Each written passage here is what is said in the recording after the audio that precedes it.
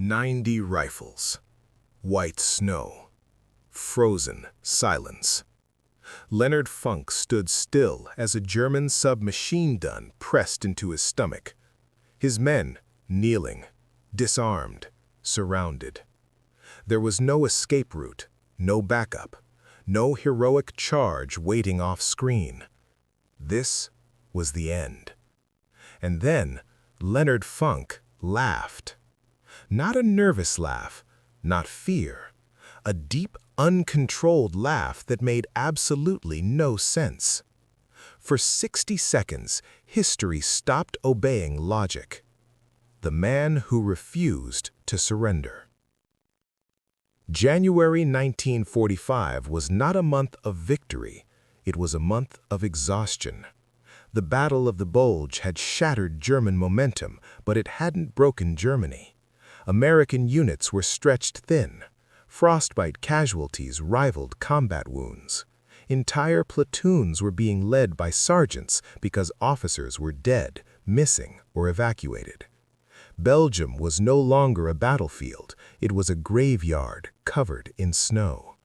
And in this frozen chaos, the war had become personal. No sweeping offensives, no dramatic charges, just small groups of men meeting suddenly, violently, in villages that would never appear in textbooks. One of those villages was Holzheim. Why Holzheim mattered.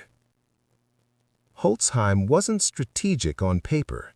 No major bridges, no rail junctions, no command headquarters. But it sat directly in the path of the Allied push eastward. If resistance slowed here, even briefly, it meant artillery delays, supply bottlenecks, and exposed flanks. And in January 1945, delays killed people. Company C of the 508th Paratrooper Infantry Regiment was ordered to take it. They were not ready. Company C had already been through too much. Normandy, Market Garden, the Ardennes. Their executive officer was dead, their ranks were thin, replacements were inexperienced or exhausted. Command fell to First Sergeant Leonard Funk. That mattered more than anyone realized. Leonard Alfred Funk Jr. was not charismatic, he didn't give speeches, he didn't posture. He was born in Braddock Township, Pennsylvania, a steel town where boys learned discipline early and dreams late. He grew up watching men come home broken from mills and mines. Responsibility wasn't taught, it was assumed. By the time the Great Depression hit, Funk already understood something many men didn't. You survive by staying calm when others panic. When America expanded the draft, Funk didn't dodge it, but he did make a choice. He volunteered for airborne training. At the time, paratroopers were considered borderline suicidal, jumping into darkness, behind enemy lines, often alone. Training was designed to break men. Most failed. Funk didn't. He didn't excel by being the strongest. He excelled by refusing to quit. That trait would define everything that followed. June 6, 1945. Nothing went according to plan. Planes flew too low under fire. Paratroopers were scattered across miles of hedgerows and flooded fields. Men drowned under the weight of their gear. Others were shot while hanging from trees. Leonard Funk landed hard. He injured his ankle badly. He kept moving. For 10 days, Funk gathered lost paratroopers, men from different units, different commands, all cut off. He led them at night, hid them by day, took the point himself despite the injury. When they reached Allied lines, every man was alive. No orders, no recognition, just leadership. September 19th, 1944. Operation Market Garden was supposed to end the war early. Instead, it exposed how fragile plans become under fire. Near Nijmegen, Funk noticed German anti-aircraft guns destroying Allied gliders mid-landing. No one had ordered him to deal with it. He had 3 men. The Germans had prepared positions. Funk attacked anyway. The guns went silent. Reinforcements landed safely. For this, Funk earned the Distinguished Service Cross, but something darker was coming. During the German offensive, American prisoners were massacred near Normandy. They surrendered. They were executed. The news spread fast. It didn't just shock soldiers, it rewrote their internal rules. After Normandy, surrender became a gamble. Funk heard the reports. He didn't talk about it, but he made a decision that would later define Holzheim. He would never surrender. January 29, 1945. Company C didn't have enough infantry to assault the village, so Funk did something unconventional. He pulled clerks, cooks, supply men. Your infantry now. They marched 15 miles through snow and artillery harassment. By the time they reached Holzheim, they were freezing, hungry, and exhausted. Funk didn't delay. He led them in immediately. House by house, room by room. No dramatic music, just shouting, gunfire, and shattered doors. The result shocked everyone. The village fell. Dozens of German soldiers surrendered. Not a single American was killed. 80 prisoners were gathered near a farmhouse. Funk had only 4 men to guard them. He had to move on. It was a risk worth taking. It wasn't. While Funk was away, a German patrol approached in white camouflage. They blended perfectly with the snow. The guards didn't see them until it was too late. Weapons taken. Americans forced to their knees. Prisoners freed. Now there were 90 armed German soldiers, organized, alert, and ready to strike Company C from behind. And then Leonard Funk returned. He saw his men kneeling in the snow. He saw German weapons raised. He felt the barrel press into his stomach. The German officer shouted. Funk didn't understand the words, but he understood the meaning. This was a surrender. Leonard Funk laughed, and everything broke. The German officer tightened his grip on the submachine gun. Leonard Funk stood less than a meter away. No cover, no weapon, no authority. Just a single man facing a situation that ended one way every single time in January 1945. Execution or captivity. The officer barked again. Funk still didn't respond. Instead, he laughed harder. Not defiance, not madness, calculation. War conditions soldiers to expect patterns. Surrender looks a certain way. Fear sounds a certain way. This wasn't it. Funk's laughter shattered the script. German soldiers glanced at each other. One loosened his grip. Another hesitated just long enough. In combat, hesitation is a crack. Funk stepped forward. He raised his voice, not shouting, but commanding. He spoke in English, loud, sharp, absolute. Drop your weapons, you're surrounded. It was a lie. Company C was scattered, low on ammunition, outnumbered. But Funk understood something the German officer didn't. The Germans had just surrendered minutes earlier, which meant they already believed they were losing. Funk turned, not away from the gun, but toward the prisoners. He pointed. He shouted orders, not requests, orders. To an outside observer, it looked like American troops were everywhere. German soldiers began scanning windows, roofs, tree lines. They saw nothing. That was worse. Funk walked directly into the center of the group. No weapon, no escort. Every step increased the risk, but it also increased authority. He ordered German soldiers to stack their weapons. One did. then another, then more.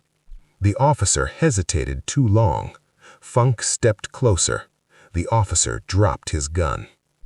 90 German soldiers disarmed themselves, in snow, without a single shot. Company C regained control of Holzheim, not by firepower, by psychology. Funk didn't celebrate. He didn't even pause. He immediately repositioned his men. He knew something others didn't. Bluffs work once. If the Germans regrouped, they'd come back with artillery. They didn't get the chance. Holzheim held, the line advanced, and the war moved forward. There was no cinematic charge, no heroic last stand, no dramatic rescue. Just a senior non-commissioned officer exploiting human hesitation under extreme stress. It didn't look like bravery. It looked like insanity, which is why it took time for command to understand what had happened. When reports reached higher command, officers didn't believe it. 90 prisoners, retaken unarmed? They asked questions. They interviewed men. Every account matched. Funk never embellished. He didn't dramatize. He described it clinically. That may have saved his credibility. Recommendations moved upward. The phrase used repeatedly was unusual. Extraordinary heroism through force of will. Not tactics, not firepower. Will. In a war defined by machinery, Funk won a moment using nothing but nerve. On May 30th, 1945, Leonard Funk received the Medal of Honor. The citation didn't mention laughter. It didn't explain psychology. It simply stated facts. But those facts masked something deeper. Funk never gave speeches. He rarely discussed Holzheim.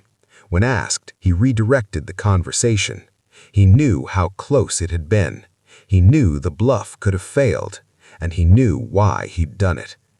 After the war, Funk admitted one thing privately. He remembered Malmedy. He remembered that surrender didn't guarantee survival. He didn't laugh because he wasn't afraid. He laughed because fear had become useless. Holzheim faded from the headlines. The war ended months later, and Leonard Funk went home. No fame, no tours, no legacy management. Just silence. But the story wasn't over. When the war ended, America wanted heroes it could celebrate easily. Men with speeches, with photographs, with stories that fit into victory parades. Leonard Funk didn't fit. He returned home quietly. No press tour, no memoir, no attempt to shape how history would remember him.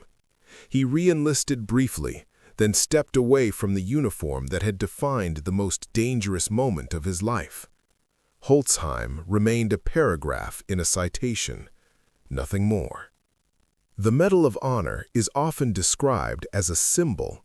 For Funk, it became a burden.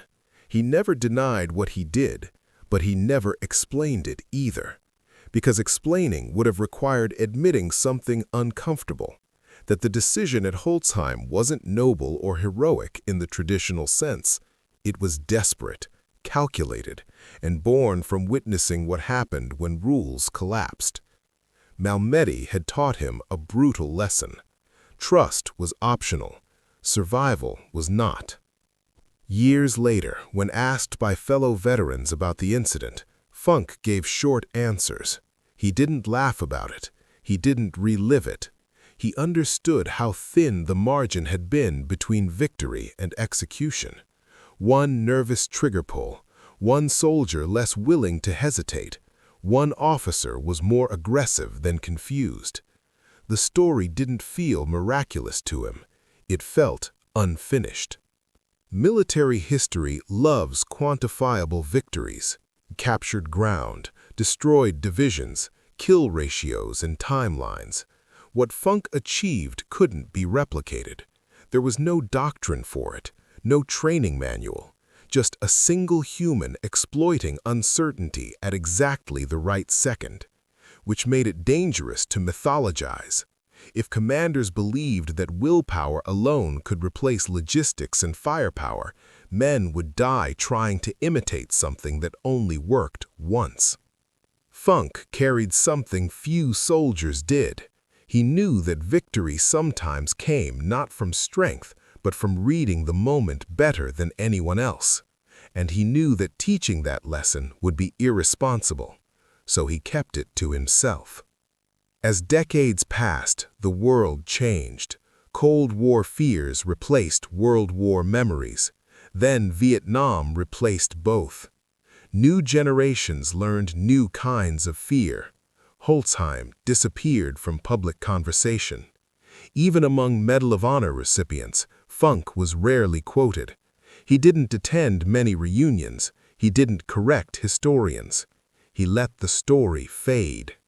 We tend to believe that the most extraordinary acts demand extraordinary personalities, that courage must announce itself, that heroes want to be known. Leonard Funk proved the opposite.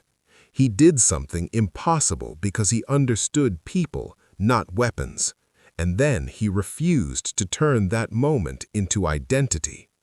The laugh that saved Company C wasn't confidence, it was acceptance. Acceptance that fear no longer had a function. That moment didn't make Funk larger than life. It made him painfully human. When Leonard Funk died in 1992, there were no documentaries, no viral clips, no rediscoveries, just a name etched into a list most people never read closely. But buried inside that name is a reminder history rarely likes to confront. Sometimes wars are decided not by firepower, but by the person who understands when the enemy has already broken. Leonard Funk never asked to be remembered, which is exactly why he deserves to be.